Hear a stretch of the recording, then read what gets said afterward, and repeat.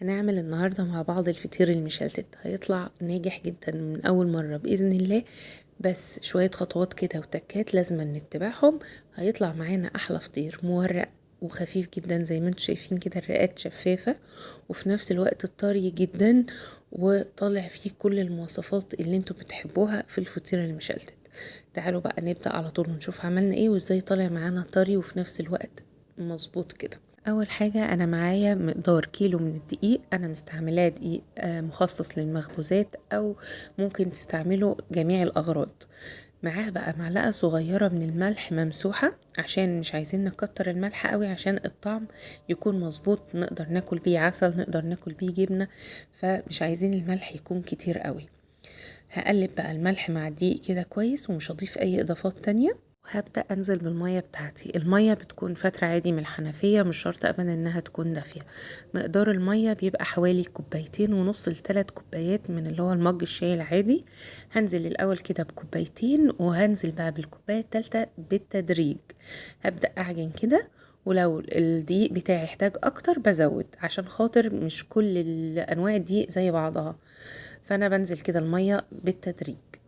خلاص عجنتها حوالي 5 دقايق، وحبيت اريح ايدي كده شوية وعشان النتيجة تبقى افضل هغطيها واسيبها ترتاح حوالي 10 دقايق. هرجع لها بعد ال10 دقايق، هبدأ أعجن فيها تاني. النتيجة دي كويسة جدا، أو الحركة دي كويسة جدا، بتدينا نتيجة أفضل للعجينة. العرق بتاعها بيمط أكتر وبتنعم معايا وبتبقى مظبوطة أكتر. فجربوا دايما في المعجنات اللي احنا مش بنستعمل فيها الخميرة. جربوا الطريقة دي وان شاء الله هتنجح معاكم على طول والعجينة تبقى مظبوطة. خلاص انا كده عجنتها تاني حوالي 10 دقايق. شايفين بتمط في ايدي حتى وانا ماسكاها، وخلاص نامت معايا وبقت مظبوطة. هلفها تاني بقى واسيبها كده مرتاحة حوالي 10 دقايق كمان او ربع ساعة، وهغطيها واسيبها. هرجع لها بقى تاني بعد 10 دقايق هتكون ارتاحت وظبطت. هبدأ أشكلها على طول. هتشوفوا معايا دلوقتي قد ايه بقت ناعمة، والعرق بتاعها قوي جدا زي ما انتوا شايفين كده. حتى لو بنفتحها بايدينا بنمطها بايدينا هتبقى شفافة ومش هتتقطع معانا بسهولة كده. هي مظبوطة وجميلة جدا. يبقى احنا كده اول حاجة معانا ان احنا عجننا العجينة كويس جدا لحد ما بقت ناعمة معانا زي ما انتوا شايفين كده، وطرية جدا ومظبوطة. اهم حاجة بقى في العجينة برضو ما تبقاش طبعا ناشفة. العجينة بتاعتنا طرية زي ما انتوا شايفين وبتمط في ايدينا كده. هقسم بقى المقدار بتاعي على 3. لو عايزين تعملوا الكور اصغر من كده براحتكم، انا هعمل الكيلو على 3 فطاير. خلاص شايفين ناعمة وطرية وجميلة ازاي. هحط بقى على وشها شوية من الزيت كده شوية حلوين، والف الزيت على الكورة كلها عشان خاطر ما تنشفش مني وعشان افرد بعد كده بسهولة. خلاص لفيت الزيت كويس جدا، دهنت الزيت كويس جدا. هغطي بقى بالكيس بتاعي وهريحها تاني حوالي ربع ساعة او نص ساعة. كل ما نريحها اكتر كل ما تدينا نتيجة احلى. يعني ريحوها في المرحلة دي نص ساعة هتبقى معاكي جميلة. شايفين بتمط ازاي وهي في ايدي لسه. يبقى تاني حاجة معايا مهم جدا مرحلة ان احنا نريحها بعد ما نشكلها كور وقبل ما نفردها. يبقى ريحناها كده حوالي نص ساعة، ساعة الا ربع، هتبقى معايا جميلة. خلاص في السطح بقى اللي انا بفرد عليه بحط شوية من الزيت كده حلوين وابدأ افرد. الفرد بقى بيبقى من النص للأطراف، من النص للأطراف، لحد ما بتكبر معايا شوية كده الفطيرة ببدأ أشدها بإيديا وأفردها كده بالراحة عشان الحجم كله يبقى واحد وترق معايا من غير ما تتقطع.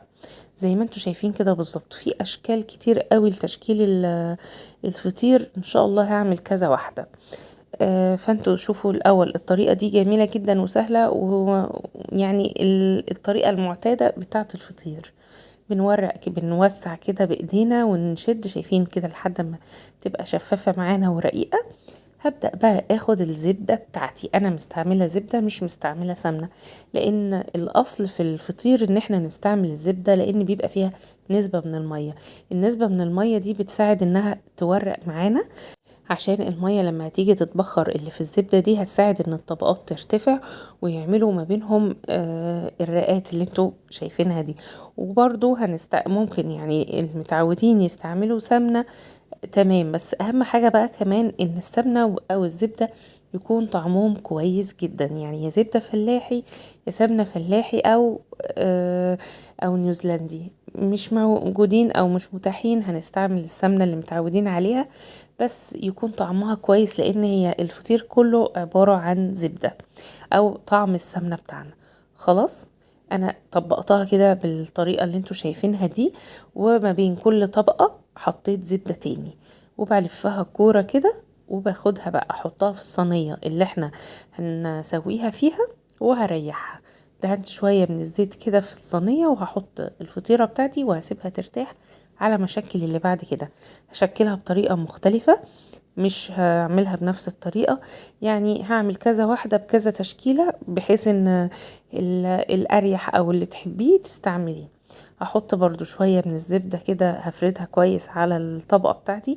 انا الفطيرة دي مرقتهاش قوي للدرجة زي التانية، وهعملها رول كده زي السينابون. خلاص، شايفين الفكرة بتاعت دي ايه؟ بس اللي عجبتني اكتر، هقول يعني اللي جايه دي هي اللي عجبتني اكتر واحده فيهم كلهم. والاولانيه جميله جدا وطريقتها معتاده، يعني بعملها على طول، يعني لما باجي اعمل فطير بعملها بالطريقه الاولانيه دي. خلاص، لفيتها بالشكل ده كده، وهحطها في الصينيه ترتاح. التالتة بقى هبدأ افردها برضو زي الاولانية كده بالظبط، من الاطراف، من الوسط لحد الاطراف.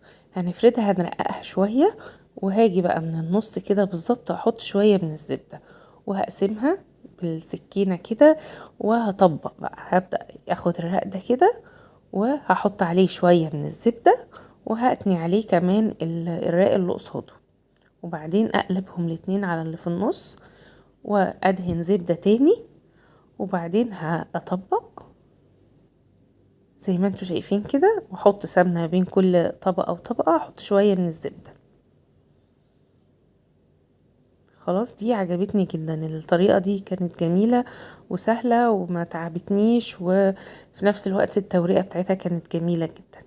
خلاص، هطبقها بقى واعملها برضو كورة كده. المهم طبعا ان الزبدة بتاعتنا تكون طعمها حلو، وهي اللي هتدينا الطعم كله. على ما خلصت التشكيل كانت الاولانية بتاعتي ارتاحت وبقت جميلة جدا، ان احنا نقدر نفردها في الصينية. وبعد ما هنفردها هندهن الوش كده بالقشطة او بالزبدة حسب الموجود عندنا، وهنريحها تاني حوالي 5 دقايق او 10 دقايق قبل ما ندخلها الفرن. هنتكلم بقى على التسوية بتاعتنا، لان دي مهمة جدا جدا جدا، هي اللي هتطلع معاك الفطير طري ومظبوط. يبقى هنعمل ايه بقى؟ الفرن بتاعنا هنشغله قبل ما ندخل الفطيرة ب10 دقايق. هنشغل الحرارة على 250 اعلى حاجة عندك في الفرن، وكمان هنشغل الشواية مع الفرن. يبقى لو الشواية شغالة، لو البوتاجاز بتاعنا بيشغل الشواية مع الفرن، بنقيدهم الاتنين مع بعض، عشان مش عايزين مدة التسوية تزيد عن 10 دقايق. كل ما هتخرجي الفطير بدري كل ما هيطلع معاكي طري ومش مقدد كده وناشف. تمام، يعني التسوية دي مهمة جدا، ان احنا نظبط درجة حرارة الفرن انها تكون عالية، وما نطولش مدة السوى عن 10 دقايق، وهيطلع معانا بالشكل الجميل ده، طري جدا ومورق ومظبوط كده. وان شاء الله جربوا الوصفة، هتعجبكم جدا جدا. واي سؤال او اي استفسار اكتبولي في الكومنتات، وباذن الله هرد عليكم. دي الفطيرة اللي هي عملتها زي الدورية كده، هي برضو كانت جميلة جدا وحلوة، بس طبعا التانيين يعني كانوا افضل منها، والرئات بتاعتهم كانت رقيقة وشفافة عنها. فجربوا الطريقة اللي تريحكم، وبإذن الله هتعجبكم جدا، واشوفكم على خير يا رب، والسلام عليكم.